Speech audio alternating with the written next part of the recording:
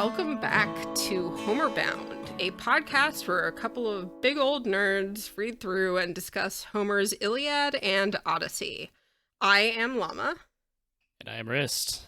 And yeah, we're back for another episode. I know recently you and I had kind of talked about like how interesting the feeling is that we're kind of like getting towards the end here.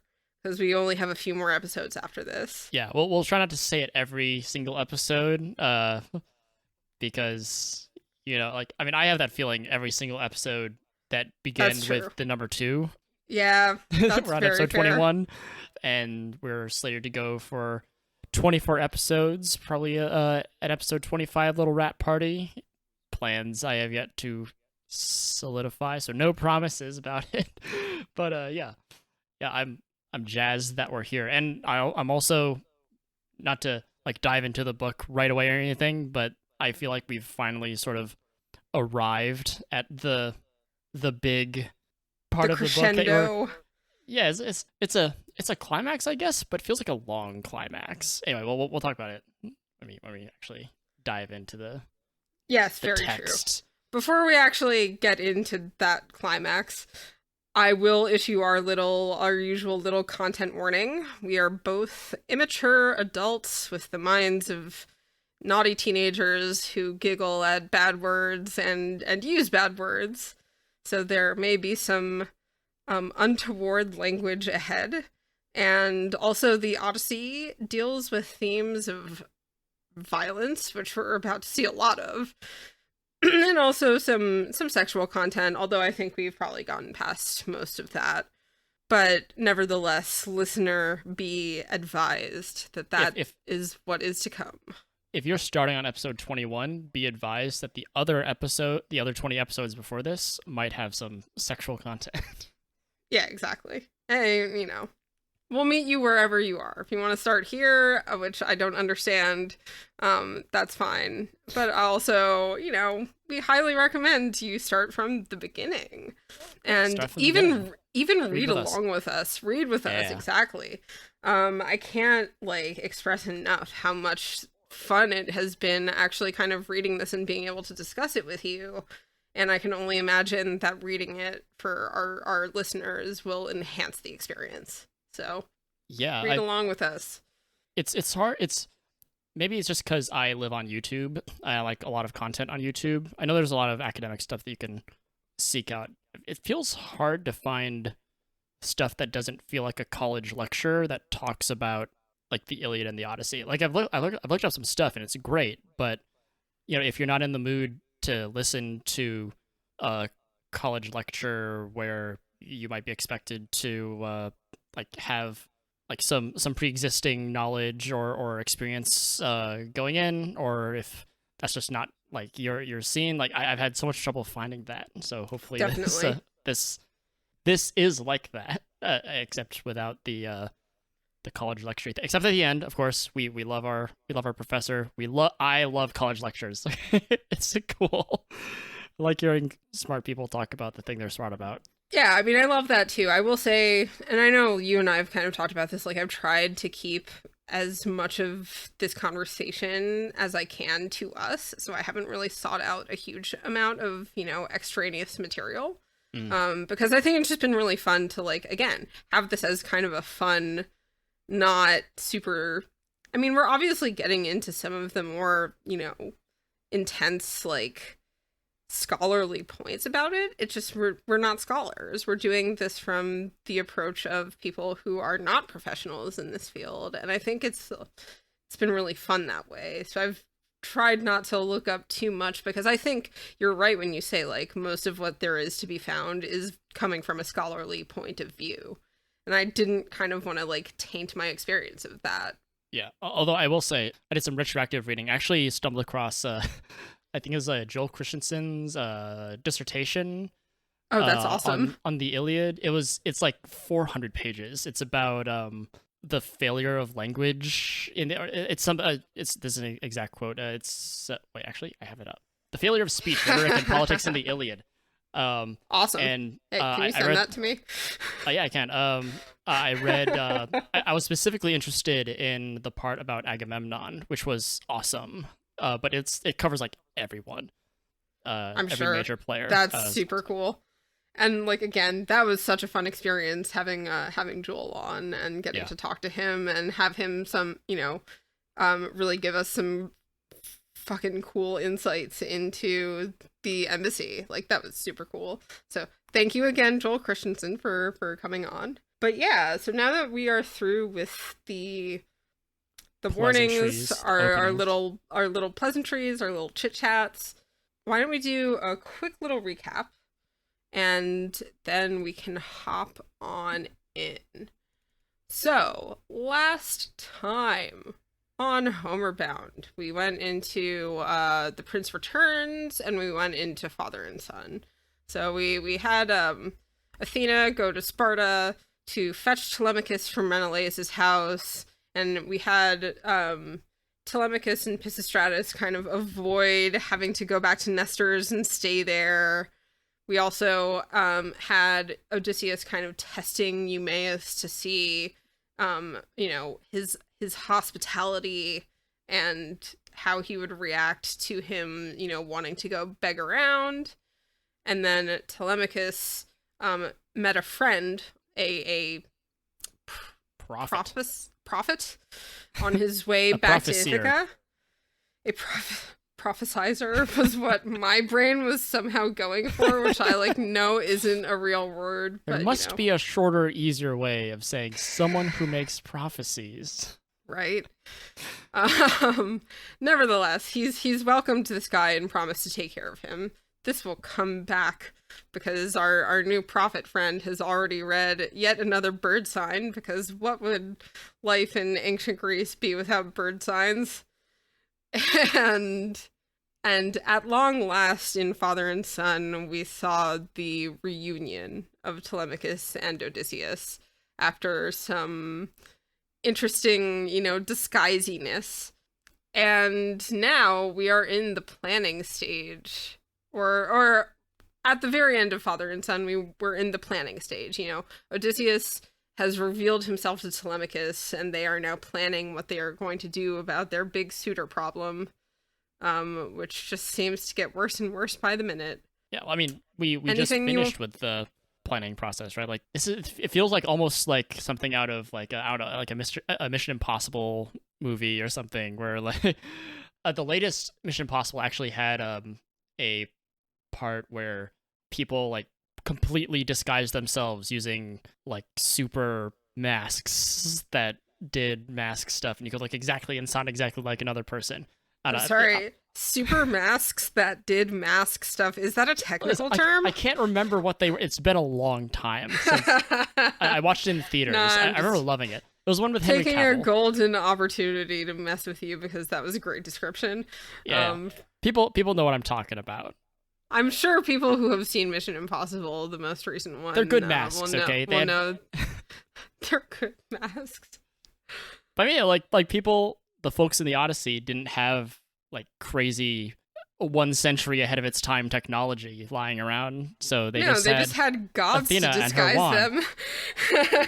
And we're still doing the same shit, right? They were still doing absolutely sneaky spy missions and stuff, and got your Pink Panther music going in the background.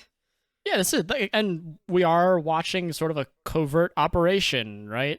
Telemachus is in the know. Odysseus is in disguise. Telemachus knows who Odysseus is, but no one else does. All the pieces are being put into motion. All the cogs of the wheel are coming together. Yeah, well, and also we have, just some good old-fashioned dramatic irony, right? We know who Odysseus is and what he's going to do, but no one else does. Yeah. It's a truly exciting time to be reading the Odyssey. There is no better time. We've talked about how the parts that stand out in our heads are the sirens and the Cyclops and Charybdis and Scylla, but even though those are the most exciting parts to if you wanted to draw something or paint something, you would probably draw that scene to catch the eyes of the kids. This is the most exciting part for me. It's cool I think to some degree I agree with you. I think for me, I would like categorize all of that as like, that is certainly the most fantastical stuff in the Odyssey. And it Yeah. certainly is really exciting, but I think like people a lot of times meld the fantasy of it with the excitement of it, which, you know, again, no denying how exciting it is. This is far less fantastical, but I think I agree with you that like this is super exciting. This is super intense. It's just fun to read because it has all of those elements of intrigue and elements of trickery and all of these things that we have come to know about Odysseus and the way that he is, and Athena and the way that she is, and this plan that they've created together, and now his son, who is, you know, made in his mold. All three of these people are bringing this to fruition now, and it gets crazy. Yeah, I was gonna, as you were talking about Odysseus and Athena, I was like, yeah, and like the thing that's standing out to me the most, honestly, is Telemachus. Yeah. A few episodes ago, I mentioned like how Odysseus feeling good because, you know, he when he threw the discus, and Athena in her disguise said, "Ah, what a great throw! This is amazing. This stranger is so cool." And he felt good because he felt like there was someone who was friendly to him. Like Telemachus from now on is going to be a different person. He's confident. He's stately. And I can, maybe you could account for that by him, like, I don't know, growing up or whatever.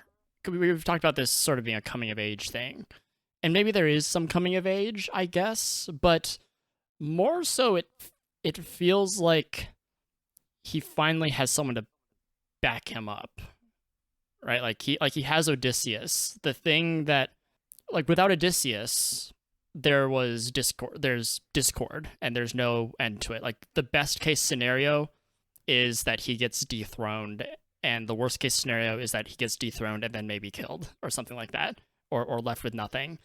Now things are looking up. And of course Telemachus would act like a kid.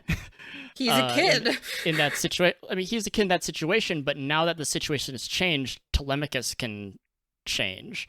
Or it's, I mean, this gives him the room to grow into like manhood, basically.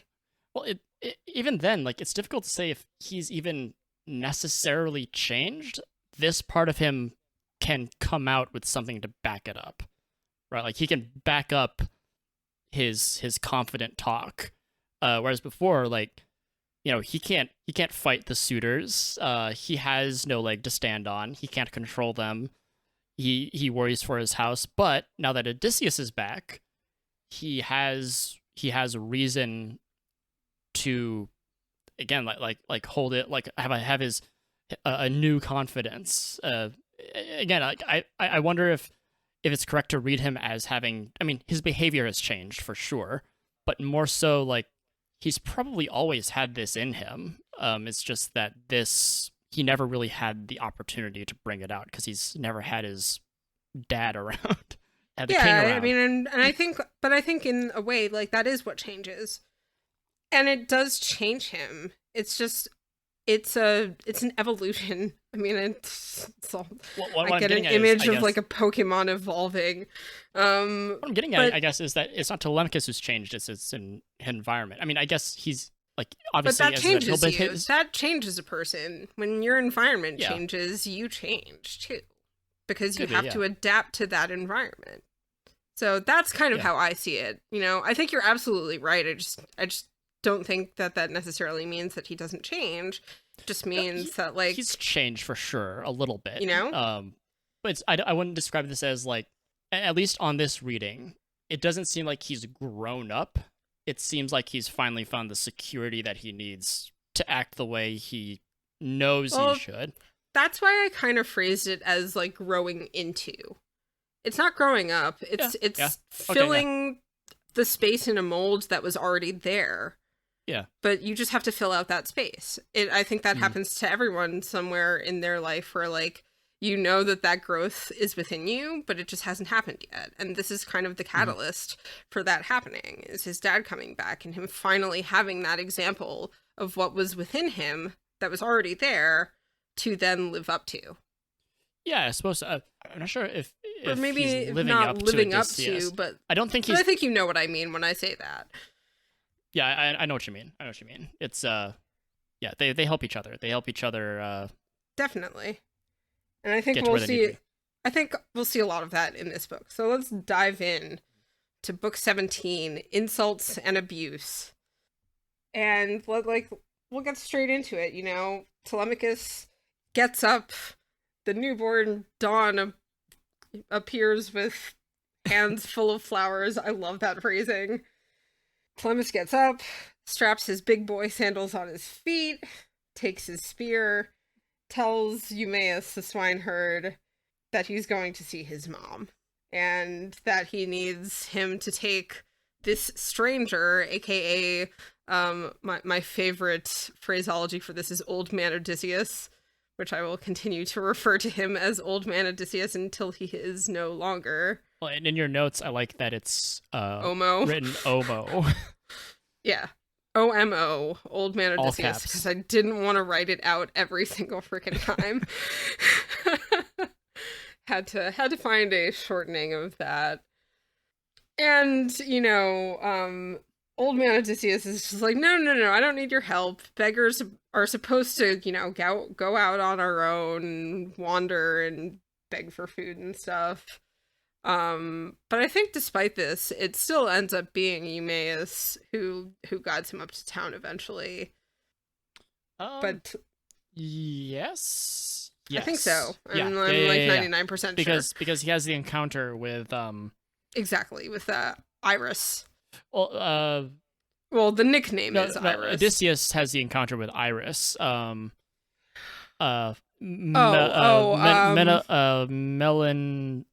Melanthius, right? Melanthius is the one who sort of he's the goat herd, and he makes fun of Euaeus for being a swineherd. Yeah, we'll get there because that incident is indeed there's a lot of kind of hilarious or like really janky kind of incidents happening in this book. But we'll get there because that's a little further up. So Telemachus gets home, and we get to see a familiar face now, which I was super happy that this comes back around because Nanny is back, y'all. Eurycleia. Yeah, Eurycleia. Who we love. Nanny is back, and she sees Telemachus comes in, and she is all just so amazed to see him because I think everyone was scared that he was gonna die.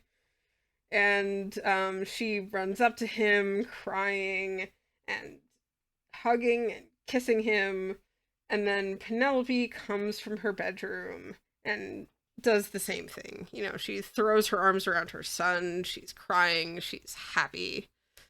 And then, of course, she asks him if he has found anything out about his dad. And this is where we start, you know, obviously Telemachus has been, like, sworn to absolute secrecy. Nobody can know. Penelope can't know, Nanny can't know that Odysseus is back and in disguise. So, of course, he has to lie to her. And he does a good job. He lies by not answering the question. Exactly. Classic misdirection. You know, he basically tells her that, I went to see, you know, Nestor and Menelaus, but I haven't heard anything about my dad except that, you know, Menelaus said that he was trapped on Calypso's island, and that's all I know. Mm-hmm. And this is when our new friend, Theoclymenus, who is the stranger, butts in and is like, I have seen a bird sign, and tells Penelope about this prophecy that Odysseus is home and ready to take revenge, and then tells her that he already told this to Telemachus. Well, he almost this is like the spy, the secret spy thing, that the analogy that I'm using in my head. This is the part where the undercover agent runs into a friend who doesn't know they're undercover, and they start talking like, Hey, Joey Bag of Donuts! How are you? What's going on? How is the life that you're not supposed to have going? Like, it's not exactly that, but you know, It very Theo much. It's like Clymenus. that scene in Ocean's 11 where Carl Reiner is Saul and is playing like this old magnet and is recognized by one of his like old friends from Boca, and he comes up and he's just like, I don't know who you are. Get the fuck out of here. Very much one of those moments. Either I've not seen Ocean's 11 or it's been a long time, but I need to. It's an old movie. It's a great movie though. Yeah, Such a good movie. I've only heard good things about it. But yeah, Theo Clymenus kind of does that, right? Like, you know, there's this long section where Telemachus, you know, he tells his mom where he's been. He's visited Nestor. He's visited Menelaus, and then he tells her kind of what Menelaus said, and then he doesn't like expound on it. And obviously, he's very purposefully keeping from like because Menelaus says, "Yeah, I heard from the sea god that Odysseus is on Calypso's island," and he does it, and that's where he stops. Right? He doesn't give any more than just like the bare. And then, as you said, Theo Clymenus sort of says, but I have heard that Odysseus is coming, and I'm helping. Yeah, I mean, good on him. But you know, that's probably the wrong time to butt in. It's very, like, I can kind of, like, almost see Telemachus just giving him, like, mega side-eye, being like, she wasn't supposed to know that. And the part where you said, where he says, at the very end, I told Telemachus, is like, it feels like a little nail in a coffin. Nothing really comes of it in this scene, I don't think. No, it doesn't. But the implication is obviously that it's kind of humorous, and it kind of sucks for Telemachus because, you know, he's spoken very carefully, and he's told all the truths that he needs to, and right, then he's definitely... not only does this prophet drop this bomb, we don't know how much of a bomb it is because as we know from Euamus, these sort of prophecies happen a lot from beggars and stuff like that. Or like, yes, Odysseus will, or I saw Odysseus on my travels, and Penelope is also like cautious about it, right? She's like, I hope this comes true, and I'll reward you if it does. Yeah, and there's, I think there's, like, a tiny part of me that wonder, because it says, and this is, again, you know, who knows what it could be in another translation, but it says, Penelope said carefully, you know, well, stranger, I hope this does come true. I would reward you with so much warmth and generosity that everyone you met would see your luck. And I just, like, wonder, like, is carefully, is that, like, she doesn't want to take it too closely because she's afraid that it could not be true? Does it mean she's saying it carefully because this has revealed something that her son didn't tell her? You know, there could be probably a bunch of reads on this, and I don't think I'll necessarily conclude on one of them, but I am kind of curious about like how that's meant. I don't think it's ultimately that important. Like from an emotional standpoint, like this response feels more like she's being careful with herself. Yeah, like if there's something that's up in the air, like you or a loved one is like, you know, having major medical complications, and someone like comes to you with, I heard like this treatment is really, or I like, you know, the recovery rate is really high, you know, and you might respond with like, yeah, I really hope that's true. Like you're not giving but you're like guarding yourself against, you know, the alternative could be something different. So I don't want to put too much hope in this. Yeah, you're as I say, you're being guarded, and that's what with your heart, I guess, and that's what seems to be what Penelope is doing. It's like if you vocalize this like this super optimistic, hopeful message, then you're setting yourself up for even more emotional pain. So that's kind of how I read Penelope's care here. Of course, it could be both. She could be like side-eyeing Telemachus as she's saying I think this is one of those things like we've talked about a bunch of times where like there is a black box here. You know, we're not given the opportunity to see inside Penelope's head. It's one of those things that continuously kind of flummoxes me. I'm just like, oh man, there could be so many thoughts going through her head. I wonder which of them it is. But in any case, let's keep going on because it just gets more and more interesting. So outside of Odysseus's house, the suitors are playing games. The herald says, it's time to come in and eat. That's mostly kind of a little passing thing, and then we cut straight to Odysseus, who is making my way downtown, walking fast. Doodle doodle doo. He's trying to get back home. He asks Eumaeus for a walking stick, which then is something that he, like, I love this because this comes back. He, like, thinks numerous times, I think, about, like, should I beat someone with this stick that I have? So I love that becomes a little bit of a running theme, is, like, I think increasingly in this chapter, we start to get little kind of glimpses into Odysseus' thought process more than we have before, which I really like. And a lot of those thoughts are really violent, which is hilarious. Yeah, they are really it's like in those TV shows when like someone is berating someone or yelling at someone really loudly, and then we get just a shot of them brutalizing that person, and like, blood's all over the place, and we snap back to reality, and it's just them imagining it, and they say, okay, yeah, sure, absolutely. Oh, yeah. That's yes, exactly what this is. Like, we do keep getting those kind of cutscenes that are actually just a glimpse inside of, like, what I wish I could do right now to this person. And, I mean, you don't have to be a warrior like Odysseus to think those thoughts. I mean, Definitely not. We've all privately imagined, maybe not murdering someone, but, doing great harm to someone as recompense for the harm or even just, done to us. The person that you've pissed off, like, walking away and slipping on a banana peel, or, I don't know, something equally comical, getting their comeuppance. Exactly. In some way, shape, or form. Like, I don't think there's a person alive who hasn't imagined that at some point. Yeah. He's got his stick, he's got his dirty rags, he's got his, like, tattered bag full of, probably food, snacks. Odysseus almost certainly has snacks, which are very important. And this is when he kind of gets up towards his house and has this, encounter with Melanthius.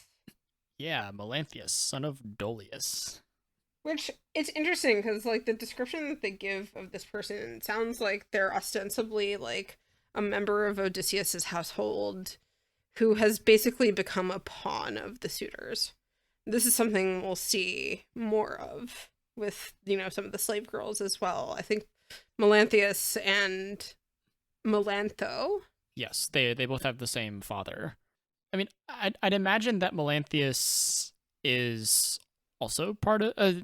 well, we might run into this later, I guess, but... Oops. Melanthius... on my phone. Melanthius seems like... I mean, he's bringing goats for the suitors, right? And there's... Unless they're, like, outsourcing their goats now. Not only goats, but the finest. The finest goats. I mean, I feel... It seems as though he is also of Odysseus's house. That would be my guess as well. But obviously, these are people who have, not seen him either ever or in many, many, many years. And so these two, Melantho and Melanthius, have both been kind of turned over to the side of the suitors. And, yes. Probably are getting some perks from them, presumably. And so when Melanthius sees Odysseus and Euaemus, he basically, like, rags on them, being like, oh, one shoddy person being led by another shoddy person. Frickin' surprise there. And I mean, the name of this book that Emily Wilson gave it is Insults and Abuse, and, like, from this point on is basically a torrent of insults and abuse that are just piled onto Odysseus and Euaemus. I'm wondering, like, why this goat herd hates Euaemus, or hates Eumaeus so much, or I don't even know if he hates him. He's just, like, bullying him. I feel like there's gotta be at least some, like, ageism in there, and just, like, a younger guy picking on the older guy. I would imagine that there's probably a sense that, like, because Melanthius has kind of turned to the side of the suitors, and because Euamus is almost certainly very openly still on Odysseus' side, even though he's been gone so long, that there might be some antipathy there. But I don't Could know. be. I think that's a good question. Like, it seems like they live lives apart, right? Like, I mean, we've seen There's a goat herd and a that. swine herd. They've got to interact some, talking about the animals or whatever. I guess it looks like they. I mean, it seems like they keep their own spaces, right? Like Eumaeus and his other helpers or Could whatever, be. fellow slaves. Like they spend a lot of their time with the pigs there. And I imagine it would be the same for being a goat herd. So I'm and Could I mean be. maybe they talk about it. I don't know. Like, in any case, don't it's know. it's some Yeah. weirdly placed animosity. I don't know if it's Right. for its own sake or if it's to I wonder if it's because, like, he's on the side of the suitors, and so it's kind of showing that, like, being on that side is just kind of poisoning everyone who is on the side of the suitors. And nevertheless, this escalates to the point where Melanthius, like, hip checks Odysseus. yeah. And this is the first time where Odysseus wonders if he should kill someone with his stick, which, again, I really love it.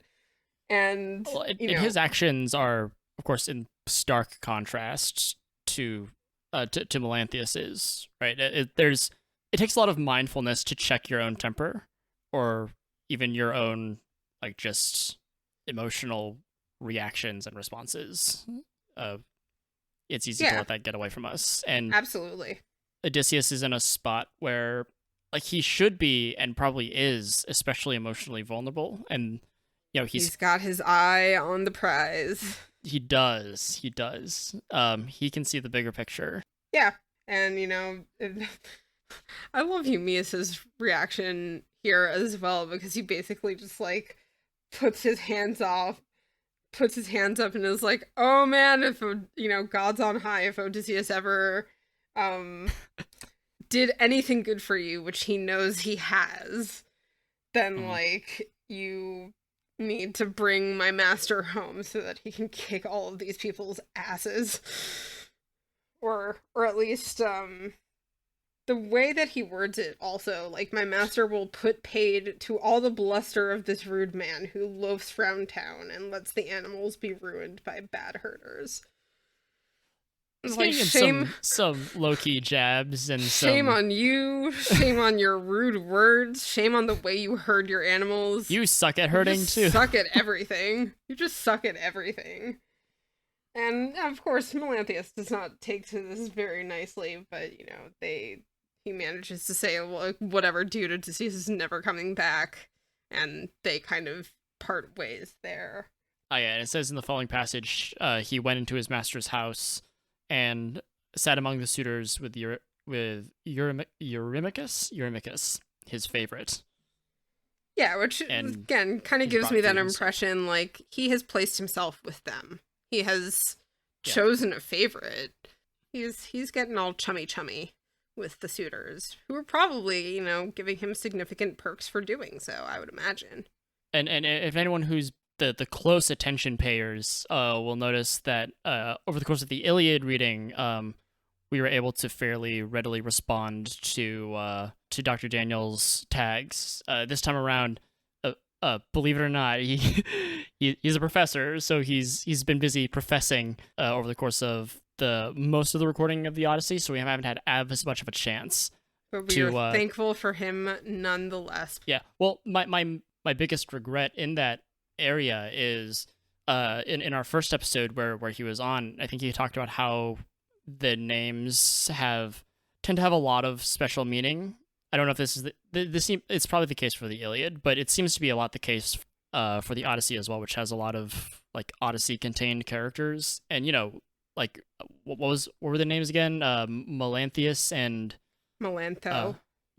Yeah. I mean, that must mean something. I don't know what it means, and it seems like we've run into a fair number of named characters, the significance of whose name would have been really interesting to know about. And I'm thinking about Definitely. that especially with Melanthius. Well, we may well get some insight on that. Possibly even before we wrap up, but we'll see.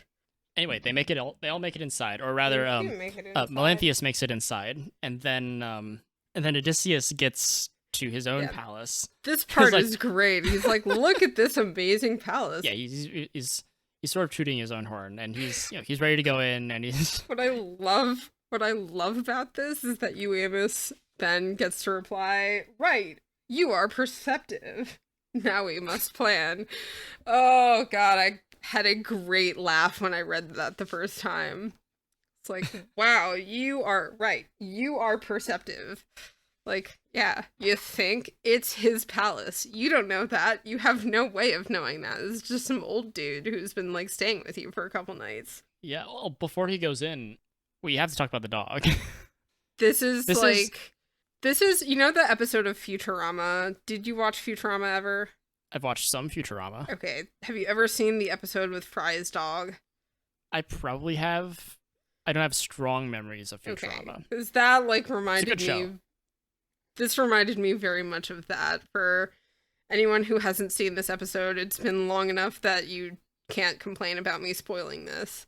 There is an episode where Fry like basically like leaves his dog and tells him to wait outside of this pizza place for him, and you see the dog like waiting there over like many years. And in that case, like I don't think Fry ever comes back, and the dog like you see the dog dies. I think it was really sad. This reminded me of that, except Odysseus comes back. Odysseus does come back. So like, yeah, this is just heartbreaking. In a way, this is kind of the second time something like this has happened.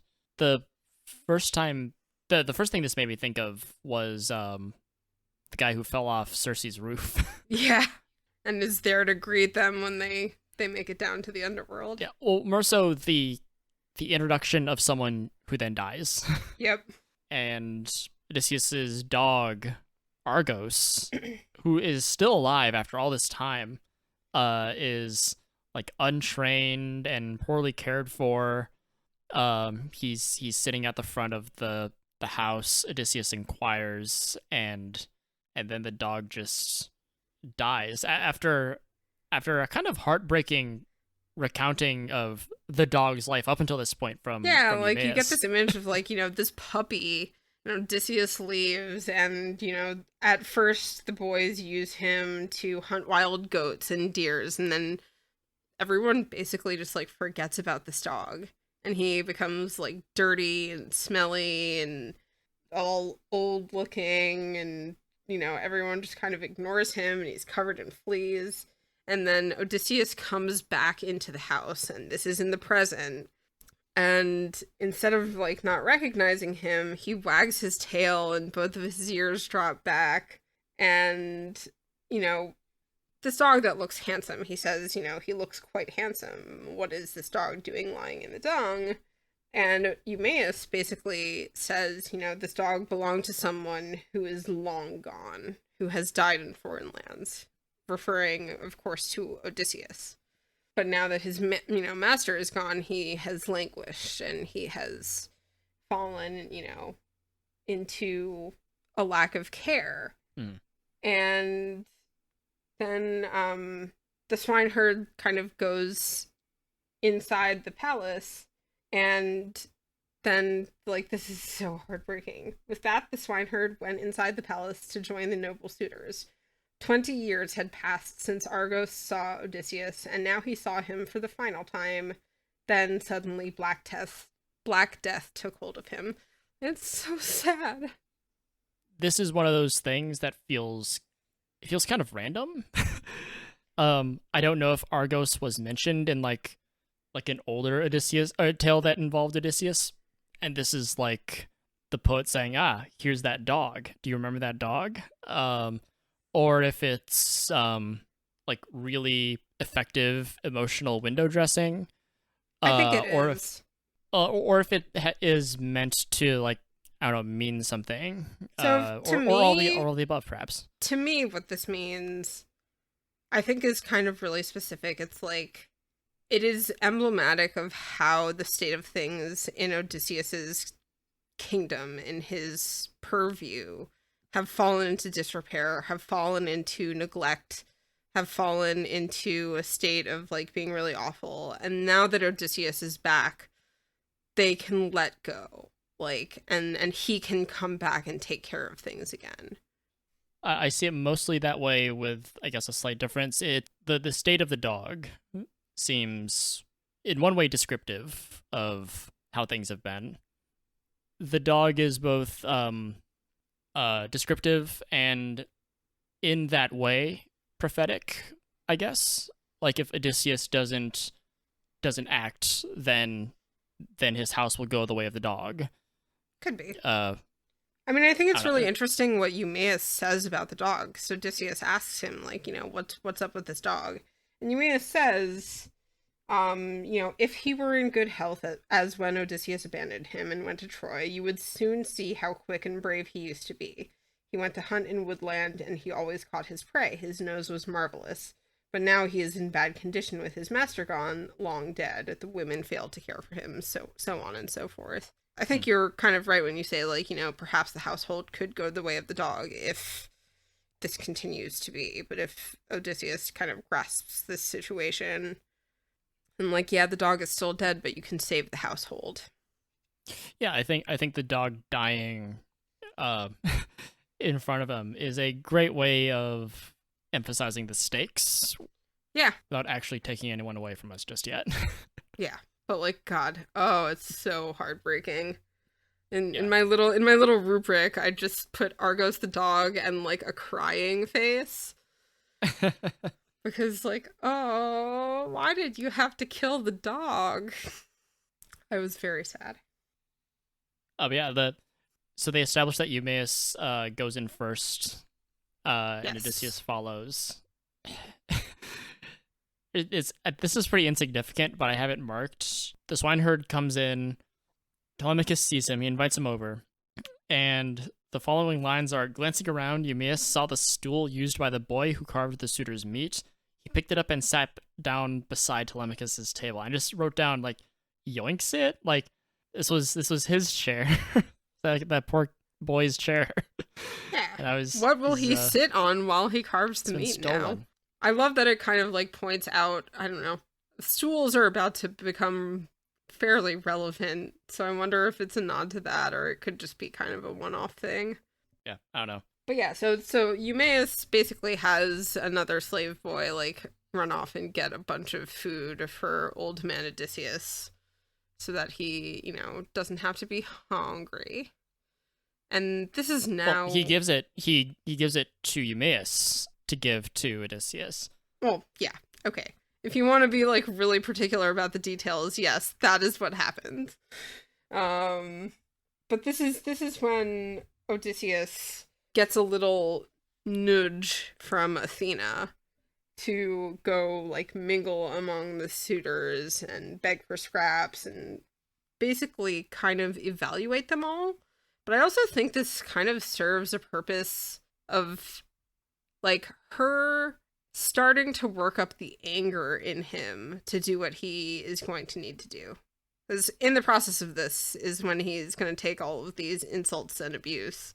Yeah, and even later, it's said explicitly that this is like toward the end of the book, I think, when Odysseus is tending to the lamp, to the fires. There are 3 braziers. The text says something about Athena goading on the suitors to insult him more to make him angry. Yeah, I mean, like, she's working both sides of the field here. You know, she's getting Odysseus to engage with them, and at the same time, she's also making them engage with him in, like, the worst possible way so that he can, like, work up the anger within himself to massacre them.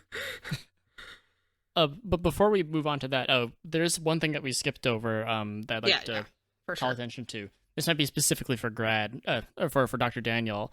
So Telemachus giving the food to Eumaeus is significant because we have what feels like the only version of like the message given, message delivered sort of thing.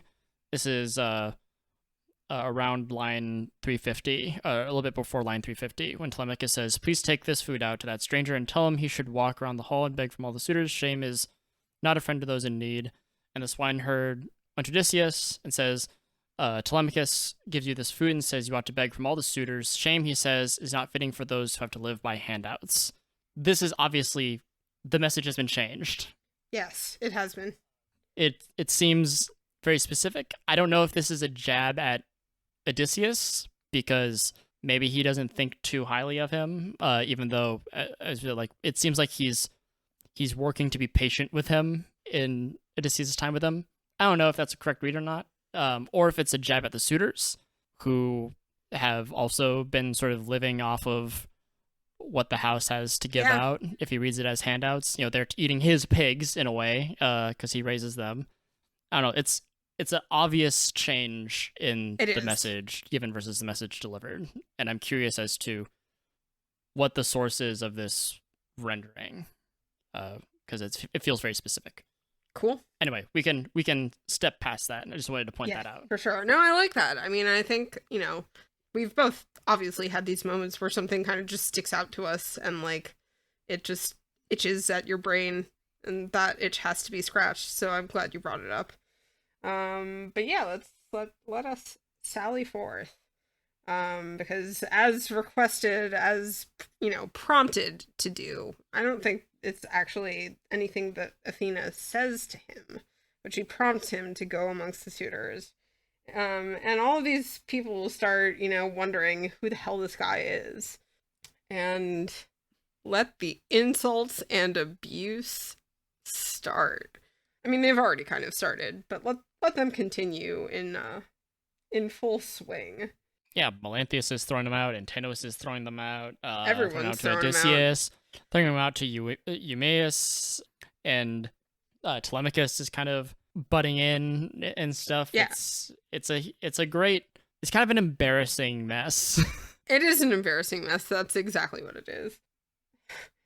God. There are some really good ones here. Like, Antinous calls Eumaeus a pig man and a famous idiot. And Eumaeus roasts Antinous. He says, "You are a lord, but what you say is trash."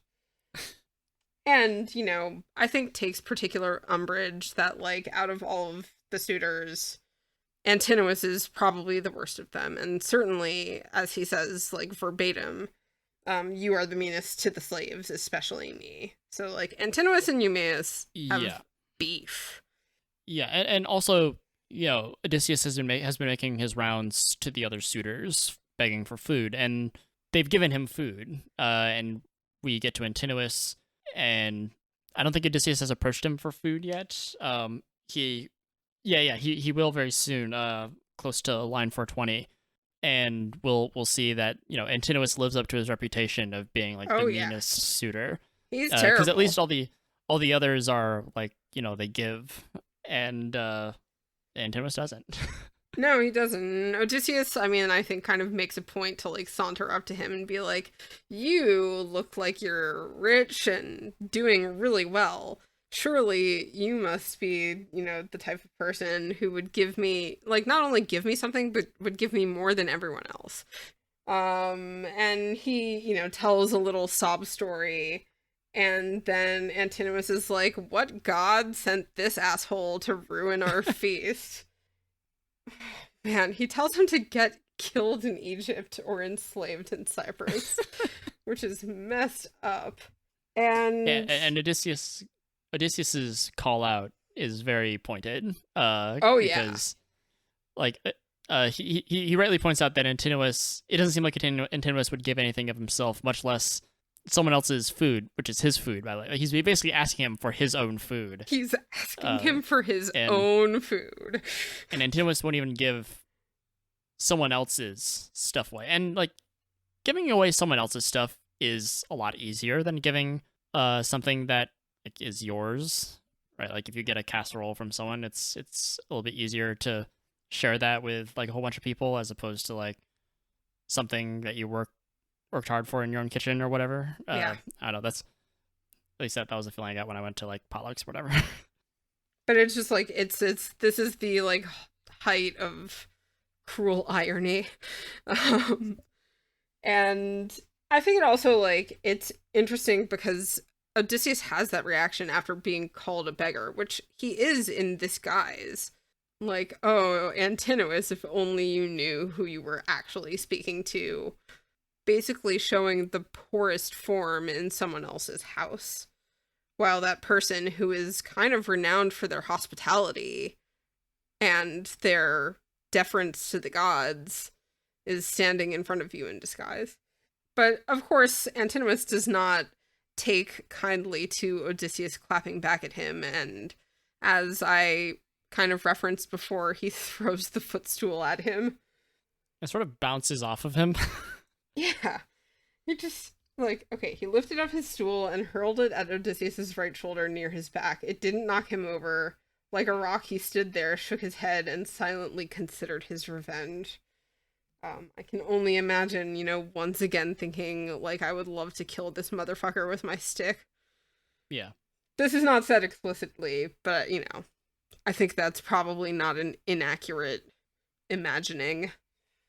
This is, this is not only, like, Odysseus kind of, like, curses him almost, which is something that he kind of knows is about to come true, but he says, Antinous has wounded me because I came here hungry. Hunger brings such suffering to humans. If there are gods of the poor or furies to avenge us, may he be struck by death instead of marriage. And this is the moment where all of the other suitors kind of turn on Antinous, in the sense of, like, they really object to him treating a beggar this way. Because this is something we've talked about before. Like, every time you have this opportunity for Xenia, you have an opportunity to welcome a stranger, a beggar, a person who is worse off than you, and show them hospitality. Part of why you're doing that is because this person could be a god. And this is kind of exactly what the other suitors invoke. And Antinous just does not care. Yeah, and honestly, I wonder if Antinous ruined things for the other suitors. Like, obviously Athena is bent on killing all of them, and, like, maybe that's just going to happen because she wants it to. But, it describes Odysseus as testing the suitors by begging. And, like, they at least give him something. But Antinous acts, like, so poorly. And we'll see, I think, in the next book, that Odysseus is at least considering acting with some discretion. Well, at the very least, I think he can see the differences between some of the suitors. Yes. He can see, like, that Antinous is clearly the worst of the bunch, and there are probably other offenders that, have done equally shitty stuff. But, Amphinomus and probably there are others there who have not acted as much in bad faith as Antinous has. And Odysseus definitely considers this and, takes this into consideration, even though I think he probably knows as well, to some degree at least, that, like, everyone's gotta go. Everyone is going to die. Yeah, and the book has made its point very clear. If it hasn't already, the suitors are not treating Odysseus' house very well. They're not treating Odysseus very well. They're not treating either his slaves or poor strangers super well either. At least one of them isn't. I don't know, I guess they're treating him okay, with the exception of Antinous. Yeah, but the other thing is that they're not doing anything to stop Antinous from being as awful as he is. Yeah, they're protesting a little bit, but they're not, like, moving or acting to do so, and not sure why. He's just a beggar, I guess, so I can see, like, I'd say, stop, but I'm not gonna, like, fight you about it. I'm not sticking my neck out for a beggar. Yeah. And we get some Penelope to close out the book, because we do. That's kind of where it leaves us, because Penelope has heard about all that's happened here from someone. Yeah, I don't think it specifies who she hears this from. She's gotten word about it. I do love that she's just like, Antinous is the worst. He's like that. That when I read that, you and I have kind of bonded a little bit over our love of Community. the show, and I just get total, like, Britta's the worst vibes. Although we love Britta considerably more than we love Antinous. Yes. However, yeah, so, Penelope kind of bitches about Antinous, but then asks Euamus to bring old man Odysseus, disguised Odysseus, to her. So she's heard about this stranger, she's heard about what happens to him. So she kind of asks to have him brought to her so that she can meet him. Yeah. And then... Yeah, and Euamus kind of warns her about him. Yeah. Right? Like, yeah, this guy tells some tales. He's been telling me a lot of like, tales. Okay, but bring him to me and let me tell for myself in person. And then this was a bizarre moment that really threw me off. Okay, Telemachus sneezes loudly. The noise of his sneeze resounds through the hall.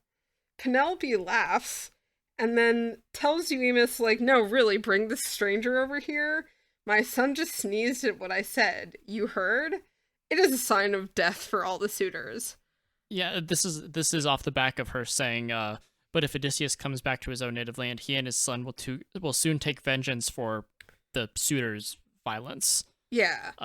As you said, he sneezes. I was so confused. I don't know how to read that. I remain confused. I mean, like I understand bird signs. I don't understand a sneeze. Sneeze signs. We're on to sneeze signs. I would love to hear, and I know we are kind of trying somewhat to avoid invoking the Dr. Daniel, and but like I have to openly ask this because like I gotta know, what the fuck is this?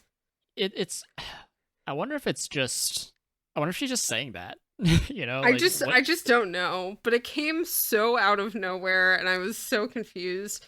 I really love it. Like, I just love that Penelope is like, oh yeah, my son sneezed. It means they're all gonna die. And I can't tell if it's like a joke or not. I don't know what's going on there. But I love it. Yeah, and I also can't tell if I don't know.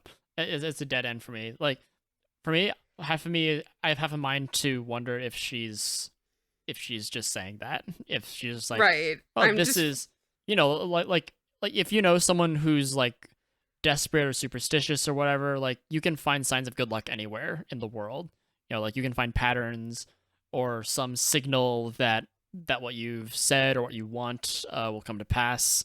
And maybe she's doing that. I got nothing. It's a guess, though. I got nothing. Yeah. I'm very, very interested to hear any thoughts that Dr. Dan might have on this because what? However, yeah, she tells Eumaeus to summon the stranger, Odysseus. Yeah, and then Odysseus kind of has a great way of fending this off by saying, I'm going to wait to talk to her until the evening so that the suitor's aggression won't be an issue. I've taken this abuse from the suitors, and Telemachus did nothing to protect me, and nobody else did anything either, which is kind of hilarious because Telemachus kind of knows what the plan is. But, I want to wait until I can talk to her alone without the prospect of the suitors being able to somehow ruin this. And Eumaeus buys this, and Penelope buys this. They both buy this, and they're like, yeah, I mean, that makes sense. Yeah, and so I guess that's the plan they established, and yeah, the book sort of closes out with Eumaeus looking after his piggies. Yep. Eumaeus goes to look after the piggies. And yeah, that is where we end insults and abuse. So I think on that note, do you have any final thoughts about this book? None really. The main thing that I'd forgotten to mention, and maybe this comes up later in this book. Actually, maybe it does. But the way Telemachus, it does come up in this book. I'll bring it up when it gets there. But the way Telemachus interacts with his mother is much better in this book. If we remember how he responded to her coming out and talking and stuff, yeah, in like book 1 was like just I mean, it's not how you treat your mom. Like you go No. back and sew and whatnot, Right. He's and definitely leave all this to me, your capable son. He's much more. He's much better with his composure and attitude now. He was at the beginning of the book when his mom sort of threw her arms around him and greeted him. He didn't like rebuke her and tell her to go back inside or whatever. like, mother, And, so emotional. Yeah, no. yeah, and no longer we'll is see a lot he. more. Yeah, we'll see a lot No more longer is Penelope in he a next book as well. boy afraid of people seeing his mommy kiss him. I guess so. But yeah, so I think this is a great place to leave insults and abuse, and we'll take our little intermission. And when we come back, we will get into book 18. So we will see you all then.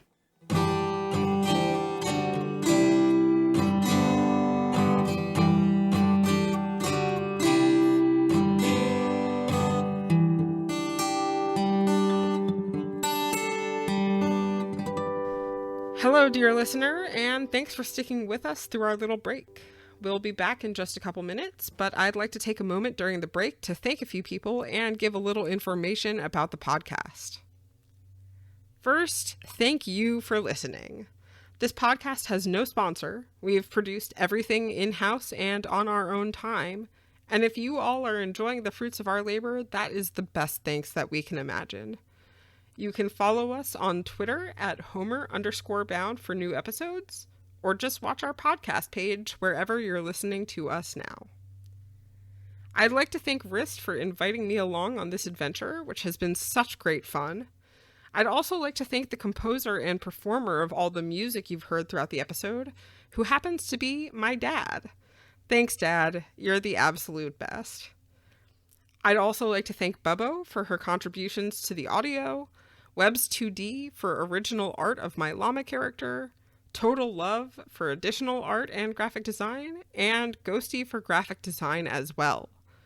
I'd like to thank our many guests for their time and expertise, and finally, an especially big thank you to Dr. Daniel, who closes out each show with additional insights on our discussions. We hope you'll consider reading along with us. We're using the Emily Wilson translation of the Odyssey, and while we try to keep things intelligible for those who are new to the story, you might get more out of our discussions if you've read ahead, so feel free to pause and return later after you've read up. We would also like to remind you to stay tuned after Wriste and I have finished, since Dr. Daniel will have some awesome words of wisdom to add to our discussion. All right, thanks for hanging out through our break, and I will give it back to me and Wriste for the second half of this episode of Homer Bound.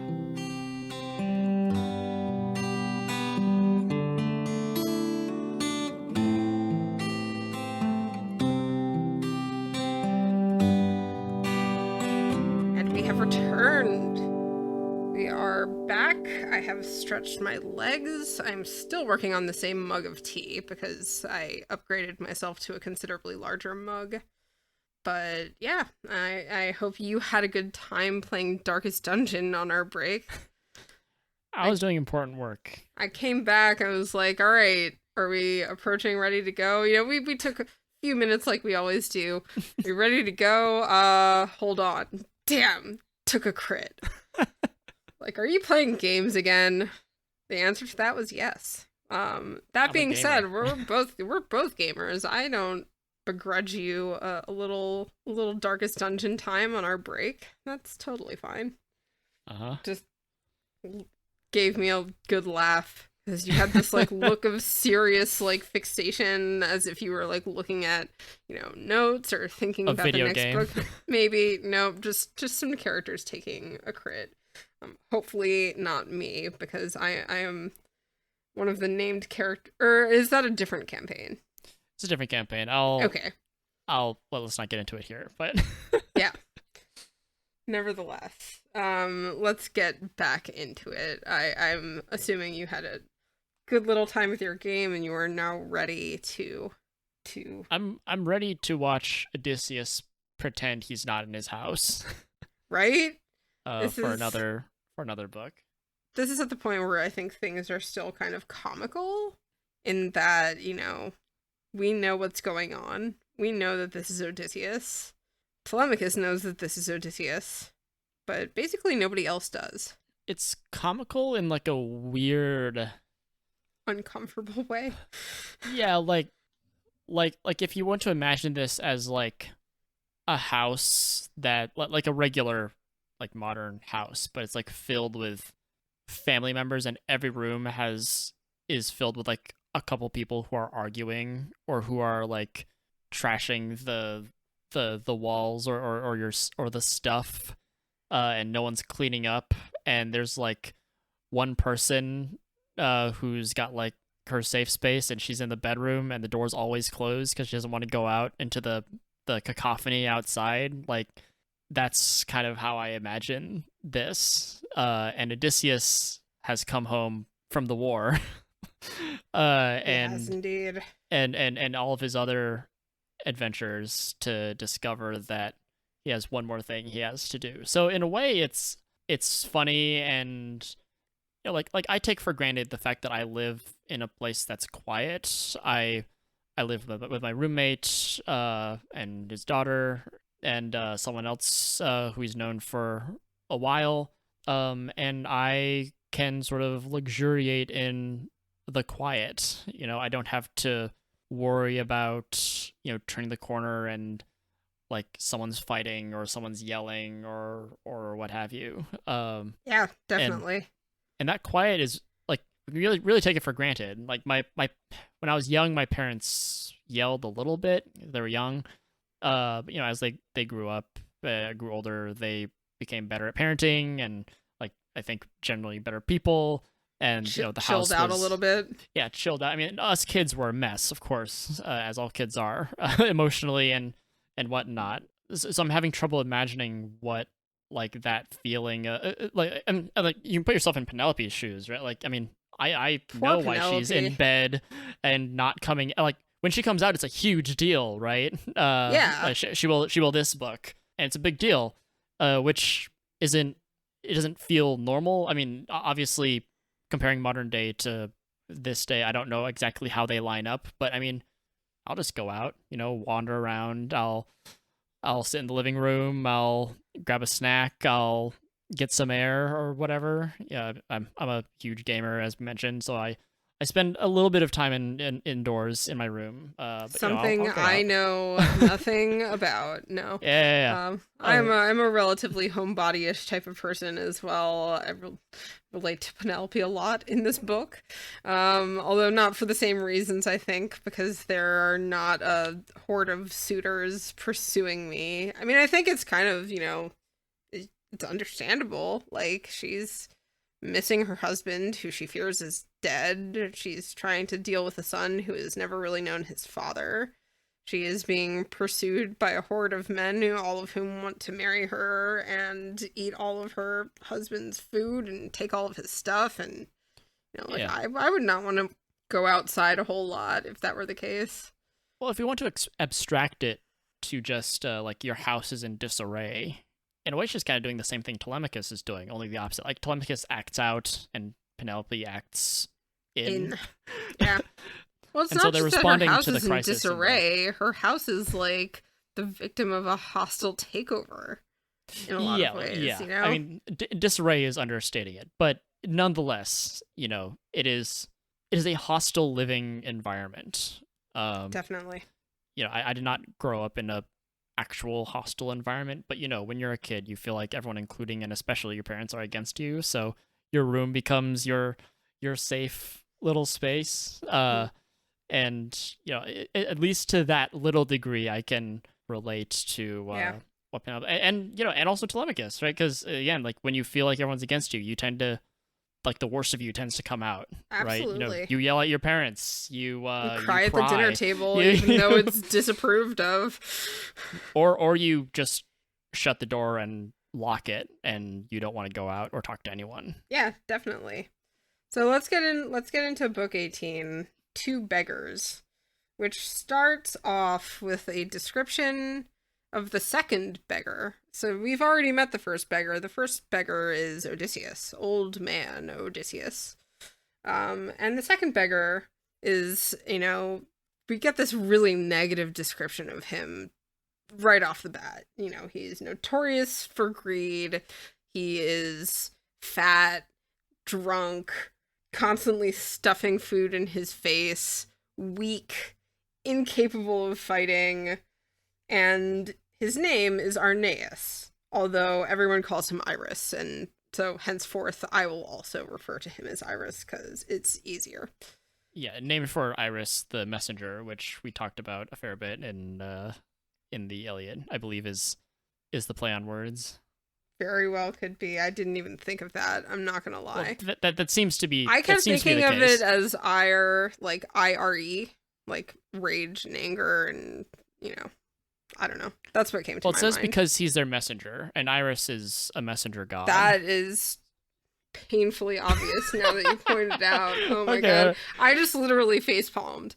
I'm not even kidding. All right. Like, yeah, no. I wasn't sure if I had to like okay. Right. That was painfully obvious. Oh my god. Okay. Yeah. So, now that I've recovered from that moment of absolute, like, it was right the fuck in front of you. This is one name that I don't think we need Dr. Daniel's input on. I don't know. He's so angry, so I kept thinking Irus, anger, ire, anger. Okay. Sure, yeah. But that I'm unsure what the etymology also of because of ire is. I think, like, literally skipped over that sentence that tells you exactly what it is. So, just goes to show how good my reading comprehension is. However, so Irus comes up and, like, basically, like, tries to chase Odysseus out of his own home. And basically along the lines that, there is only room for one of us, and I was already here. I'm the better beggar, and you suck. He says, like, don't you see these suitors telling me that I have to throw you out? Like, this is embarrassing. Now we have to fight. Odysseus is just like, isn't there room for everyone here? Why can't we be friends? Why can't we? Not really. He doesn't say that. He, in fact, says, I'm old, but I'll fuck you up. Yeah, and this is kind of how this book is set up. This is the scene, right? These two beggars are ready to go at it, and the suitors are like, yeah, fight. Yeah. The suitors are like 1000% ready to watch a bum fight. Yeah, and Odysseus is much more ready to fight this beggar as opposed to, like, the other suitors. Yeah, and I think, this is a great, chance for him to get some of his anger out, that he is not supposed to be venting on the suitors quite yet.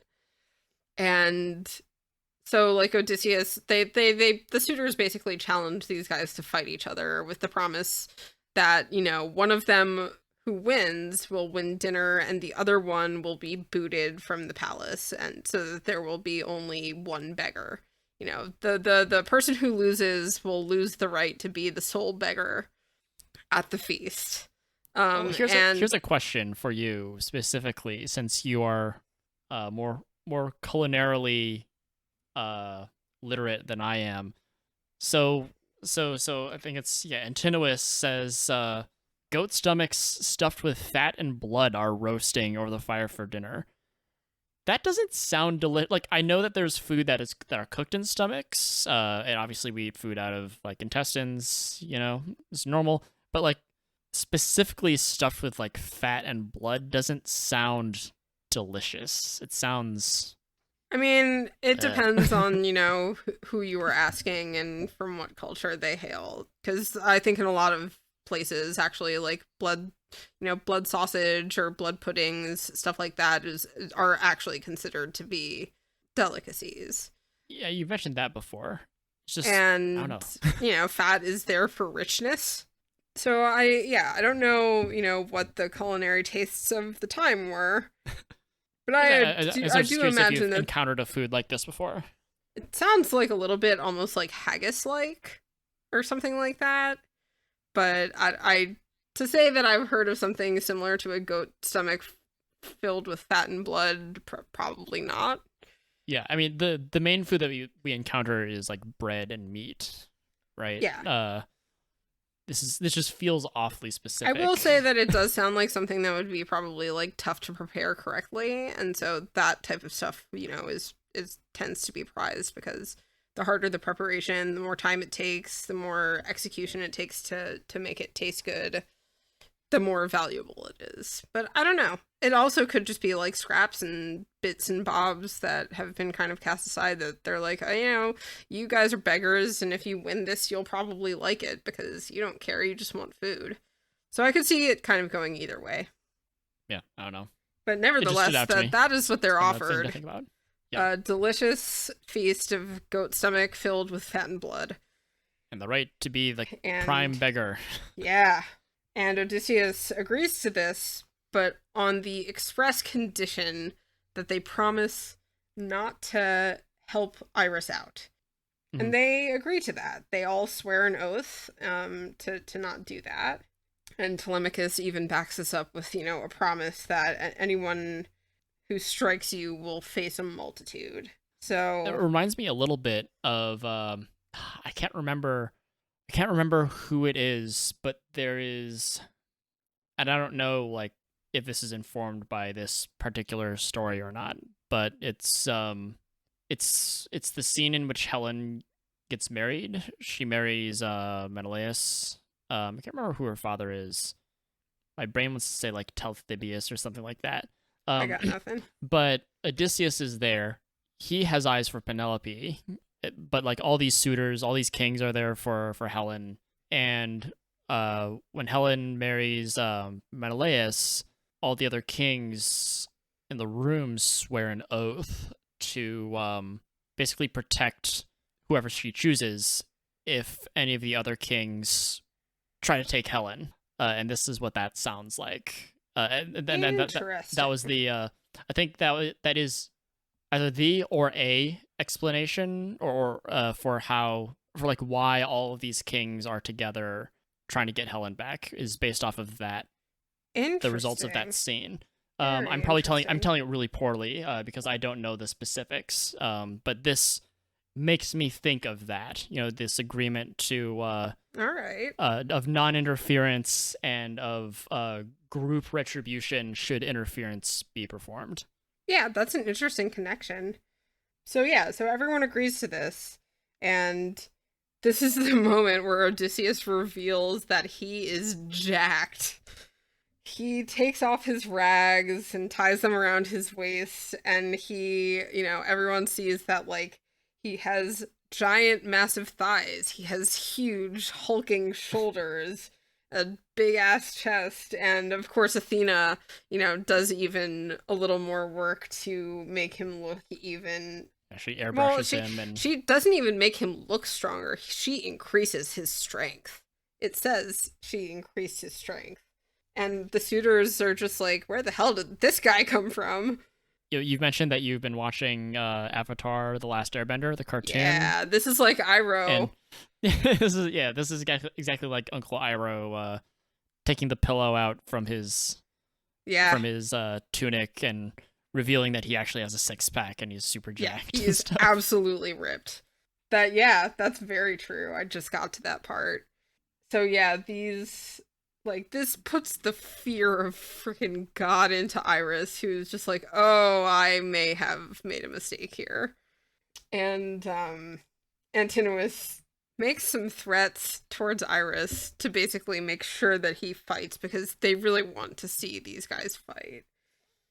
And threatens, or like, if this guy beats you, so if Odysseus beats him, he will toss him on board a ship and send him off to a king in Greece, who will cut off his nose and ears and then his genitals and give them to his dogs to eat.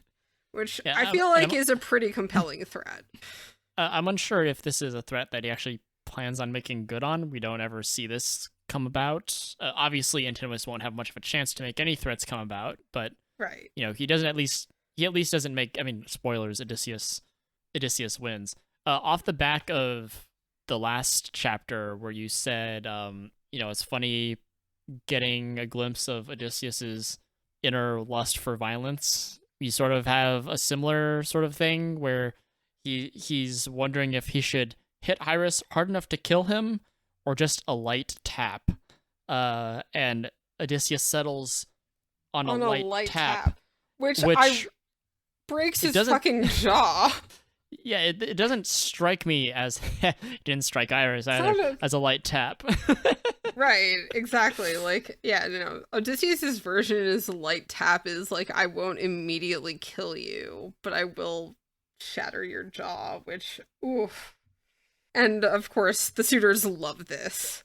And Odysseus takes Irus by the foot and kind of like tosses him through the gateway to the courtyard and just props him up and warns him, and I can't imagine he's conscious, to stay away and not bully visitors and beggars anymore, or you will suffer even worse than this. I mean, narratively, this is a preview of Odysseus's strength, because I don't think we've seen him fight. Brutal strength. I don't think we've seen him fight ever. Not really. We've seen him use a lot of tricks and trickery to get out of very violent situations. Yeah, like the closest thing we've seen to him fighting is like stabbing the Cyclops, I guess.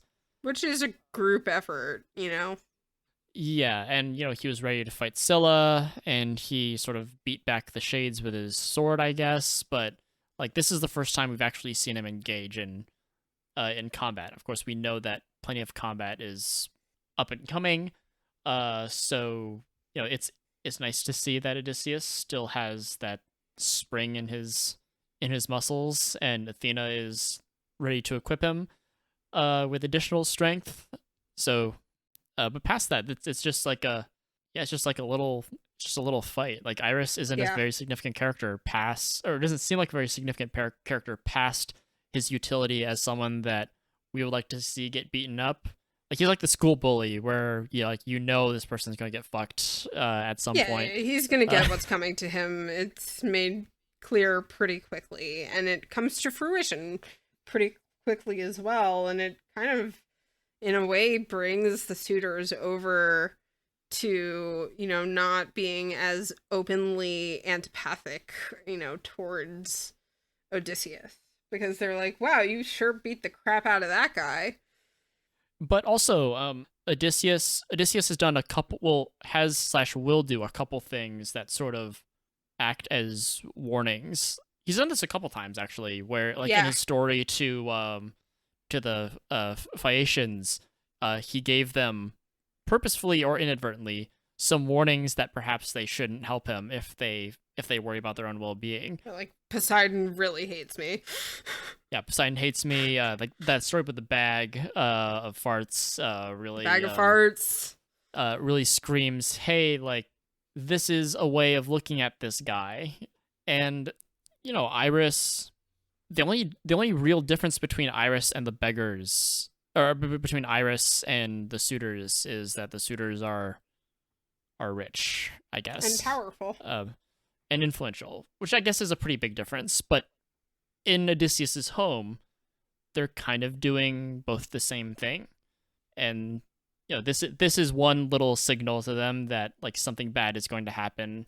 It's like if this were a movie, like we would and we were watching Odysseus beat up this beggar, we would know and then map onto the suitors that this is like Odysseus making his intentions toward them manifest, but to this beggar. And, I mean, also like what he says to Amphinomus, who is the one suitor that we kind of have had some signs that he is not as overtly bad as the rest of them, and perhaps has been even having some second thoughts. After he seems fairly neutral. He seems fairly neutral, but polite.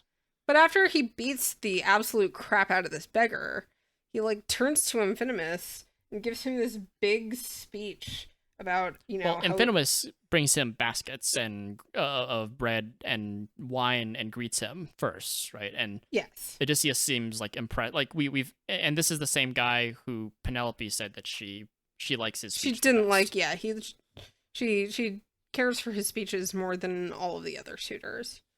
So he basically says, humans are the weak, the weakest of all. Odysseus says this, right? Yes, Odysseus says this. that humans are the weakest of all creatures, but when the gods bring us misery and pain, we have to suffer with calm. And then talks a little bit, more about his fake but not fake backstory, because I think once again what he says here has a little bit of the ring of truth to it. He says, I once had what most people count as wealth, great riches. I committed many crimes of violence, abuses of my power, abetted by my brothers and my father. And then he says something which rightfully kind of strikes fear into Amphinomus, which is, no one should turn away from what is right. A man should quietly accept whatever the gods may give. I see how wickedly the suitors are behaving, wasting wealth and failing to respect the wife of one who will soon come back to his family and homeland. Very soon. May spirits guide you home so you do not meet him when he comes. When he confronts the suitors in this hall, there will be blood. Yeah, and this is his more overt warning. Yeah, it's an incredibly overt warning because he knows it's about to happen. And I think Amphinomus gets this feeling that there is real danger here. Like, this guy is not just blowing smoke. There is a very real and present danger here because this troubles him, and he starts kind of pacing around the house and not feeling good about himself. Yeah, like he's mired in this this culture that the suitors have created in this household. And again, he seems like, at least Odysseus and Penelope seem to like him because it sounds like he's polite and at least thoughtful. But at the end of the day, like, I guess it doesn't really matter. In the previous book as well, I had notes that Penelope had noted that all of the suitors except for Antinous gave little gifts to Odysseus when he was begging. Yeah. And my note was, like, this is true. The other suitors did give what Antinous didn't, but like, they all get the same thing anyway. And it's the same sort of thing with this guy. And he can't. I don't know if he's the only one who's like this. We know there are roughly 100 men in here. There's a lot of dudes. That's a lot. There's a lot of people. We've only met a few of them. I think sometimes the books kind of fail to like really drive in the scope of the amount of people who are here, like, feeding off of Odysseus's household. I would be okay with a catalog of the ships version. Oh, that would be hilarious. Catalog of the suitors. That would be great. Although catalog of the ships, you do end up seeing like a lot of the people who are mentioned in the catalog of the ships, and I don't know if the same thing would happen with like a catalog of the suitors. So yeah, that's true. That might come off as more just hot air, but something to as you said, something to impress the number of people who are occupying Odysseus's household. Yeah, definitely. And then so here's another like line, while we're talking about Amphinomus and his kind of sense of danger here. This is also a specific place where it is called out that Athena has already condemned him to be defeated specifically by Telemachus and his spear. Yeah. I don't know, like there's like Odysseus is showing humanity where I guess Athena just doesn't have that.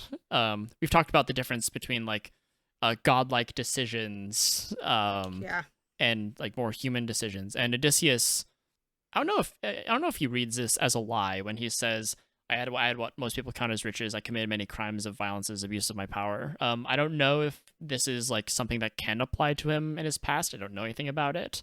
True. But he is expressing like some human solidarity.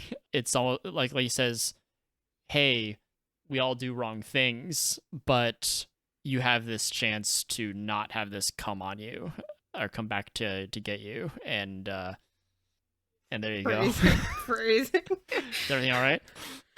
Everything is fine. Just phrasing.